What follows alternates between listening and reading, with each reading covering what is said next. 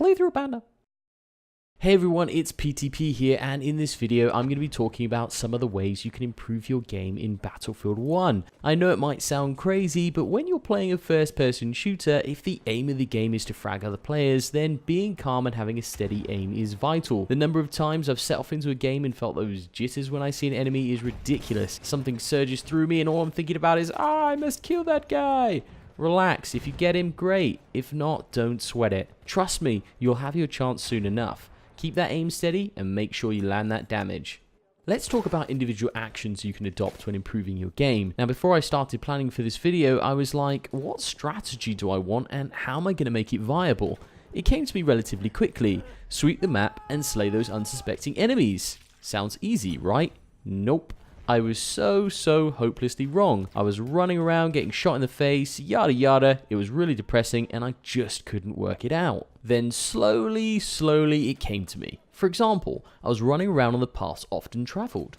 I wasn't using cover correctly, I was spending a lot of time in the open, I was basically running up to my enemies like, yo, what's up boys? And then getting my you-know-what handed back to me. Signed, sealed, and freaking delivered. Frankly, it really wasn't fun. So I started moving away from the main path, picking the routes a little bit more wisely, and this really started to help me. I was in places the enemies didn't suspect, and I was part of the way there in improving my game, achieving what I set out to do, and hopefully share some ways you as a viewer could work on your own game, or just enjoy this video.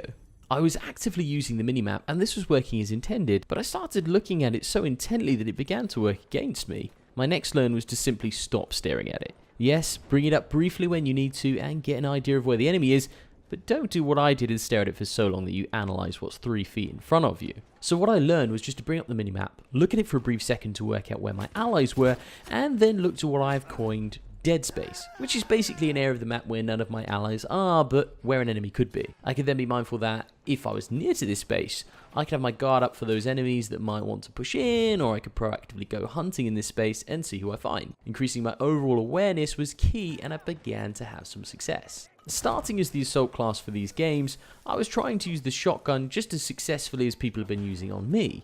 You know that feeling when you're playing and you walk around the corner and someone sprays a handful of lead into your chest? It's not fun, but it is if you're the one delivering it back. That feels very satisfying.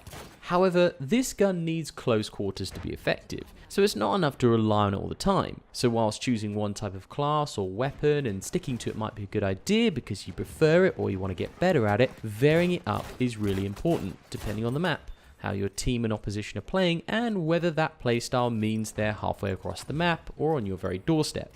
A key learn here was simply to have a few loadouts ready across various classes and switch back and forth depending on what my team needed and not playing the same class over and over again. That also becomes boring quite quickly too. Another learn for me was to keep moving all the time when you're playing something like the assault class. For example, with that shotgun I talked about.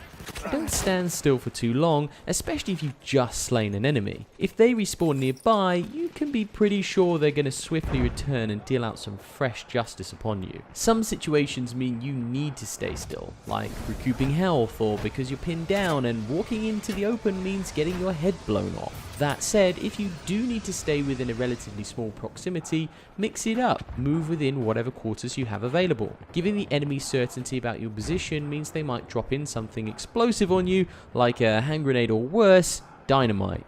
Man, I hate dynamite, however, I do kind of love dynamite too. That's all for part 1 of this video. Join me again soon for more, but in the meantime, please like, subscribe to my channel, and of course comment in the section below. See everyone again soon. PTP out.